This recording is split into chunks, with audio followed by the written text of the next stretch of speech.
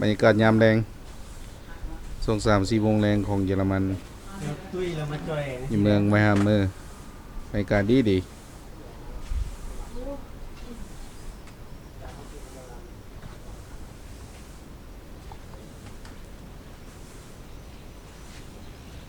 ฮัลโหลทีนี้เราไปปล่อยเป็นคนนี้มาทำไมวันนี้เยอะนี่บรรยากาศน้ำแดง แล้วนั่นน่ะอาจารย์เอาไปตัดต่อที่เขียนคอมอ่ะ โพสต์เลย โหดเลยวะ ปุ๊บโพสต์เลยดิบๆเลย ดิ้วๆเลย โพสต์เลยว่าต้องตัดต่ออย่าง โอ้แดดตอนนี้คักไม่หนีกิโลลินนะจ๊ะ อืม